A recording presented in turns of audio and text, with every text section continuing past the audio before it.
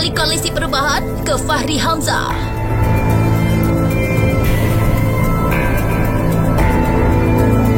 Musuh Anies ini cerminan keinginan rakyat. Jadi kita tidak, marilah kita mencoba untuk melepas tradisi, kebiasaan-kebiasaan lama dalam berpolitik. Politik itu seakan-akan milik orang yang berduit, ya kan? Nasdem dengan Anies ini perjodohannya sangat tinggi itu. Iya. Itu gimana Bang analisanya? Karena Nasdem belum tentu mendapatkan popularitas. Dia selama ini kampanye untuk melawan oposisi. Tiba-tiba sekarang bersama oposisi. Itu perjudian. Bagaimana kalau efeknya, ya kan? Semua masa dia yang tadi menganggap bahwa sudah benar mereka bersama pemerintah, begitu melihat Nasdem bersama oposisi, tiba-tiba kabur. Bagaimana kalau itu terjadi?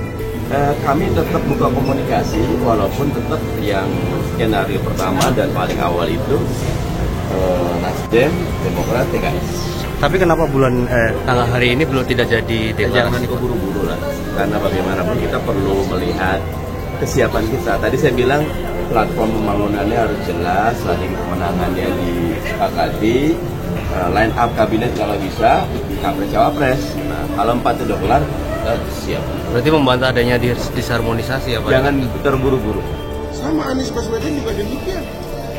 Dia akan mengumpulkan massa yang jenisnya berbeda dengan massa yang dikumpulkan oleh Partai Nasdem.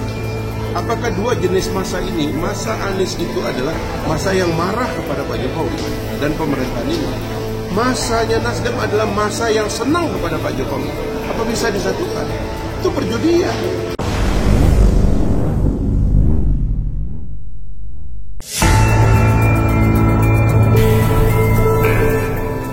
Wakil Ketua Umum Partai Gelora, Fahri Hamzah menjarah koalisi perubahan yang digagas Nasdem, PKS, dan Partai Demokrat. Partai-partai di koalisi itu berbicara balik Fahri Hamzah.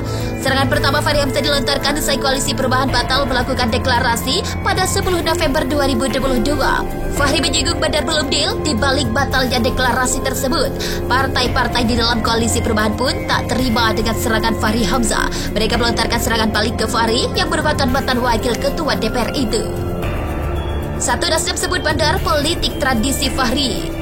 Fahri Hamzah sempat berseloroh batalnya deklarasi koalisi pro Anies Baswedan karena bandar belum deal.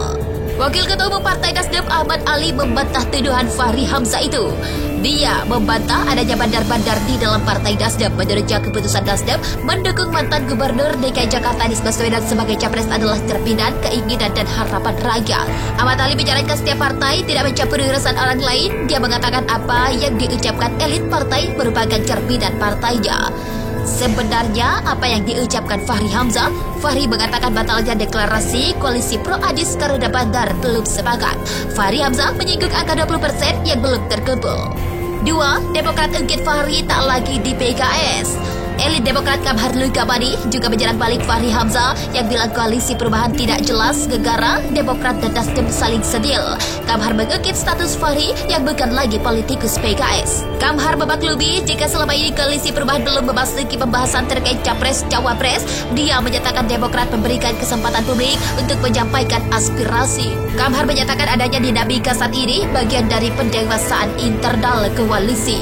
Lebih lanjut, Kamhar menegaskan apa yang disampaikan Andi Arief semata untuk menegaskan kedisiplinan dan integritas. Dia lantas menyinggung sikap awal Ketua Umum Nasdem Surya Paloh yang menyerahkan urusan cawapres ke Anies Baswedan.